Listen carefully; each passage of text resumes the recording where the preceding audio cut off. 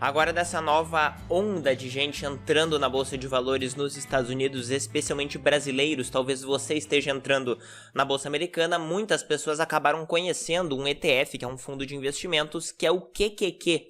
Este ETF, ele investe somente nas maiores empresas da Nasdaq, e especialmente todas aquelas empresas famosas como Apple, Tesla, Microsoft, Facebook, Google, todas essas grandes estão sim dentro do ETF QQQ, do fundo QQQ. Então por isso que neste vídeo eu gostaria de explicar para vocês por que eu não invisto nele, exatamente o que ele é, como que se dá a composição deste fundo e por que no meu ponto de vista existe uma alternativa melhor que eu vou mostrar ao final do vídeo, que eu considero mais adequada para as pessoas que têm o perfil de investidores em QQQ. Então, se você gosta desse conteúdo, meu nome é Otávio Paranhos e nesse canal eu falo como você monta uma carteira de aposentadoria global, investindo no Brasil, investindo no exterior, especialmente em renda variável, especialmente em ações, de uma maneira passiva e sistemática. Então, se você é novo por aqui, já pode dar um like no vídeo e também me segue no Instagram, é otavio.paranhos, eu respondo perguntas por lá todos os dias.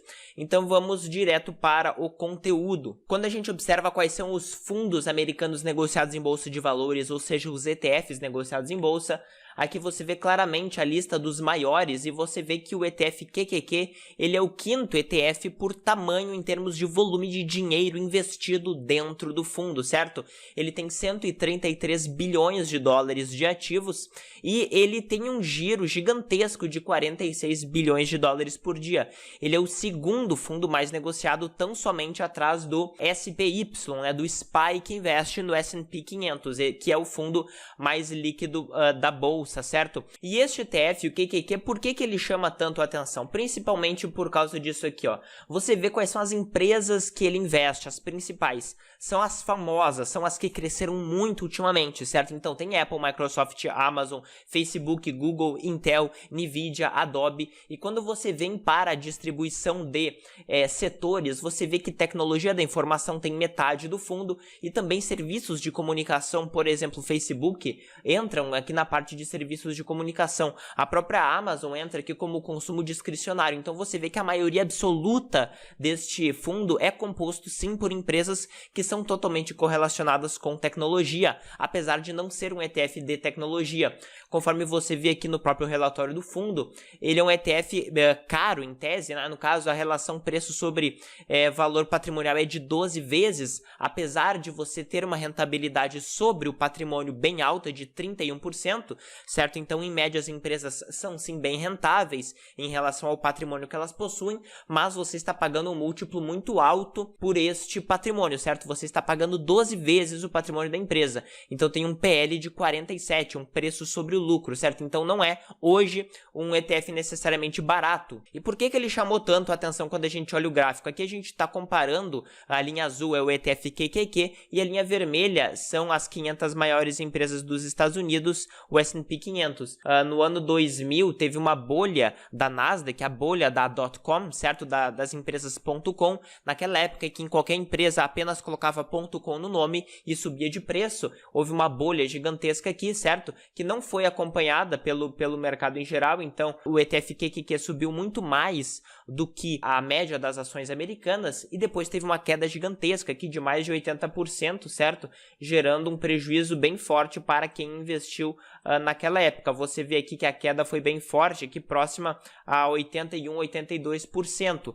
Mas, se você desconsiderar isso aqui, a partir do buraco da crise de 2002, quando você pega o retorno acumulado de 2002 até agora, o ETF QQQ superou muito, de muito longe, o S&P 500 americano, certo? Na medida em que você chega mais perto de hoje, certo? A partir de 2010, a partir ali do final da crise, ele teve uma performance meio em linha até 2016 com a média do mercado americano, mas posteriormente a isso ele teve uma amplitude muito grande, então ele passou a render mais, tá? Isso aqui não significa necessariamente que as empresas de tecnologia e as empresas do fundo tiveram fundamentos que de fato aumentaram lucro e receita nesta diferença, mas também que eles aumentaram a precificação. Então, além deles crescerem, eles também ficaram relativamente mais caros ainda, certo? Por isso que eles renderam tanto e, de fato, é um crescimento gigantesco. Conforme você vê aqui, nos últimos 10 anos, certo? Então, de 2009 até 31 de dezembro de 2019, até o final do ano passado, houve um crescimento de receita de 200% para as empresas do ETF QQQ, que é da Nasdaq 100, né, que são as 100 maiores empresas da Nasdaq, 329% de crescimento de lucros e 589% de crescimento de dividendos. Paralelamente a isso, você vê que o índice neutro americano, o S&P 500, teve um crescimento aqui de lucros de 150%, metade praticamente do crescimento do ETF QQQ, assim como um crescimento de dividendos praticamente em linha. Você vê que muitas vezes fundos que são muito mais amplos, mesmo que sejam de crescimento, como o Russell 1000 Growth, certo? Que seleciona empresas de crescimento, mas dentre as primeiras 1000 ele acaba diluindo um pouco este fator, então ele acabou tendo aqui praticamente um crescimento dos fundamentos equivalente ao mercado neutro americano. Quando a gente vê um dos principais indicadores e motivo pelo qual o próprio QQQ fala no site dele que é um diferencial do fundo, é a parte da inovação, é a parte do gasto com pesquisa e desenvolvimento. Você vê aqui nos anos de 2017, 18 e 19 que as empresas, na média da Nasdaq 100, investiam em média 9,2% a 10% da receita em pesquisa.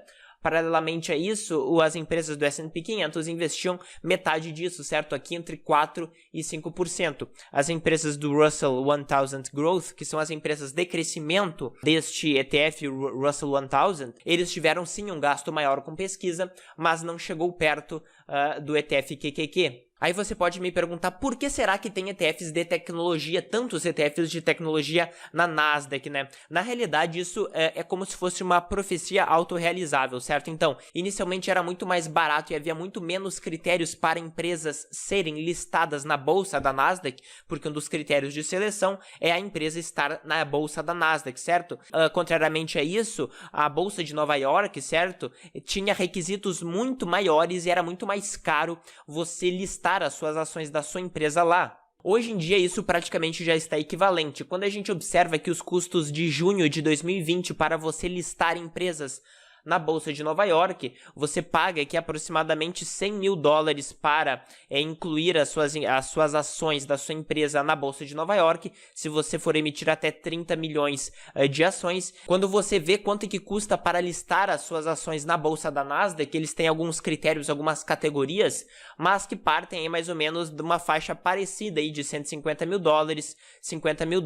Então você vê que sim, existe uma diferença, mas hoje ela já não é tão mais gritante, certo? Então, por isso que inicialmente, principalmente perto dos anos 2000, havia muito mais empresas pequenas de crescimento, de tecnologia entrando na Nasdaq, e no final ficou esta tendência, certo? Empresas que querem se enquadrar mais como empresas de tecnologia acabam entrando para a Nasdaq, mas não é critério de seleção para entrar no ETF QQQ que a empresa seja de tecnologia. Quando a gente vê os requisitos de seleção para entrar no ETF QQQ, você vê que ela precisa estar na Nasdaq, ela não pode ser uma empresa financeira, obviamente não pode estar em falência, tem que ter uma liquidez mínima, listada no mínimo 3 meses, e ela precisa estar aqui dentro das 100 maiores empresas por capitalização de mercado, com pesos por tamanho. A questão é que tem um ponto bem importante no rebalanceamento, é bem complicadinho essa parte, eu só vou dar um apanhado geral para você. Em média, pode haver rebalanceamento das ações, no grosso, se uma empresa crescer muito, certo? Então, se uma empresa ficar maior do que 24% do total do fundo, ela vai ser reduzida até 20%. Paralelamente a isso, se várias empresas que estão acima de 4,8% do índice, se elas tomarem a metade do tamanho do índice, elas serão reduzidas novamente até 40%. E também existe um critério bem subjetivo, que haverá um rebalanceamento para a redução da proporção das maiores empresas se a Nasdaq quiser. Literalmente é isso que está escrito no relatório do índice de como ele é feito, da sua metodologia, certo?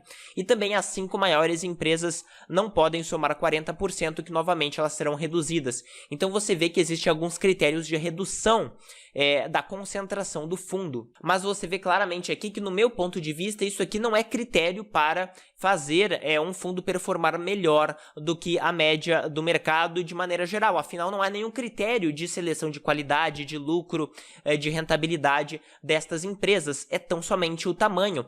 Então você vê que a performance muito superior do ETF QQQ não decorreu das suas regras, tá? Isso aqui decorreu de simplesmente sorte e o fato de empresas grandes que performaram bem estavam listadas na Nasdaq, certo? Então, se uma outra empresa que está na Bolsa de Nova York estivesse na Nasdaq, uma empresa gigante como McDonald's, por exemplo, como Visa, Mastercard, elas não estão no ETF QQQ porque estão em outra bolsa, mas elas estariam no ETF QQQ se elas optassem, simplesmente uma questão de gosto, por estar numa outra bolsa. Então agora eu quero trazer para você uma alternativa que eu acho muito mais sensata para as pessoas que querem investir em um ETF como o QQQ, que é o ETF MGK, da Vanguard Mega Cap Growth ETF. Por quê? Porque é um ETF que seleciona ações de crescimento, porque eu acredito que é isso que as pessoas buscam quando elas buscam o ETF QQQ, só que ele de fato usa critérios de crescimento, conforme a gente vai ver aqui. E por que Mega Cap? Por que este aqui? Porque este fundo só seleciona as ações que compõem 70% do tamanho do mercado, portanto só empresas muito grandes. Conforme você vê aqui, ele tem só 107 empresas, o ETF QQQ tem 103, 105 empresas, então é a mesma quantidade de empresas, a diferença é que usa critérios de crescimento de fato. Quando a gente vê quais são os critérios utilizados por este ETF para a seleção, você vê que é crescimento projetado de lucro, crescimento projetado de lucro tanto para curto quanto longo prazo, também o investimento que a empresa faz, retorno sobre ativos, então aqui tem um critério de qualidade de rentabilidade, o crescimento histórico dos lucros por ação e o crescimento histórico da receita. Estes todos são indicadores utilizados para a seleção daquelas ações, embora elas estejam ou não estejam na Nasdaq, certo? Porque o fato de uma empresa ter escolhido subjetivamente estar numa bolsa ou em outra não é um critério que é determinante para o seu crescimento. E daí aqui eu fiz uma comparação das maiores empresas de cada um dos fundos.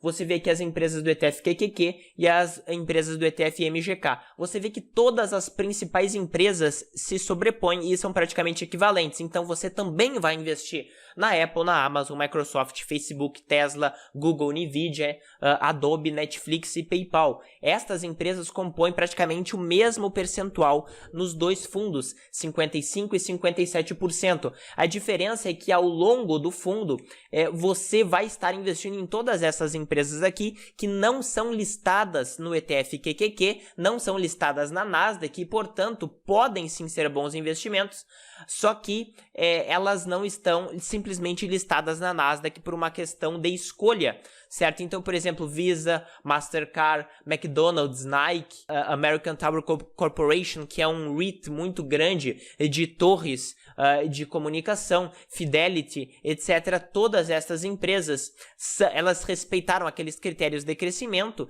e não estão no ETF QQQ, o que eu acho que faria mais sentido, certo? Você pode me dizer, nossa, Otávio, mas como é que você está dizendo um ETF de crescimento? Eu, de fato, não acredito no fator crescimento, certo? Não acredito que compense você assumir este risco, porque todas estas empresas aqui tendem a estar muito caras e a posteriormente frustrar a expectativa do mercado. Em geral, todas elas crescem bastante, especialmente, obviamente, as do ETF MGK, porque o critério foi crescimento, certo? Há sim, estatisticamente, uma frustração do crescimento destas empresas no longo prazo, então o mercado tende a não aumentar tanto os seus preços. É óbvio que existem momentos de crescimento, conforme a gente observou, mas não é isso que a gente observa no longuíssimo prazo, tá? E não em prazos aí de 10, 20 anos, certo? Eu não invisto em ETFs de crescimento, não acho que você deveria fazer isso, mas se você quer investir em um ETF que é inovador, que investe em tecnologia e tal, você consegue fazer isso com um ETF que de fato usa critérios razoáveis, e não um ETF que simplesmente usa um critério de qual empresa está listada em qual bolsa, certo? E também quando a gente observa que a disposição dos setores do ETF MGK, você vê que ele também tem praticamente a mesma disposição. Então metade dele é tecnologia, 23% é consumo discricionário, então é Amazon, etc. Então você vê que é muito parecida esta parte de diversificação por setores. Agora, quando nós vemos o gráfico, como é que funciona? Este ETF rosa aqui, que é o intermediário, é o MGK. Aí você pode me dizer, nossa, mas Otávio, como é que você está dizendo para eu investir em algo que não subiu, então não vai subir? Bom, no meu ponto de vista, não faz sentido você simplesmente investir em um ETF porque ele cresceu recentemente, tá? A tendência de reversão à média do mercado é extremamente forte, isso vale não só para ações, como para ETFs, obviamente, e também a própria economia, que anda em ciclos, certo? Então, o fato de algumas empresas específicas, por uma questão totalmente discricionária, que foi ter escolhido estar listado em uma bolsa e ter tido a sorte de estar em um ETF, este ETF ter crescido, não é uma garantia de que isto vá continuar acontecendo, certo?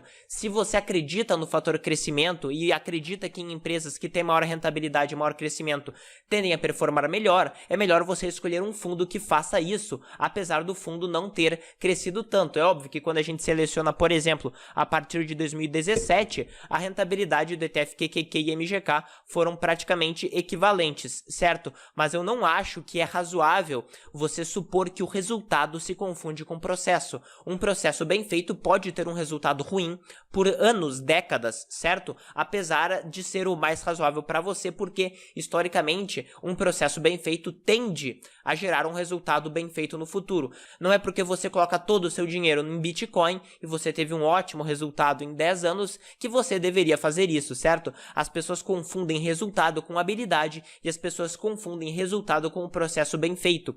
Muitas vezes, e na maioria das vezes, não há uma correspondência direta, certo? Então, eu acho muito mais razoável você fazer isso mesmo se você quiser investir praticamente nas mesmas empresas conforme você viu. Então, este é o conteúdo que eu queria passar para você. Se fez sentido, coloca aqui nos comentários se você investe ou não investe em empresas de crescimento, especialmente quais ETFs você investe ou não, e coloca também o que você gostaria mais de ver neste canal. Então dá um like se você gostou do conteúdo, se inscreve no canal e ativa as notificações para você não perder nada que eu coloco aqui. Valeu!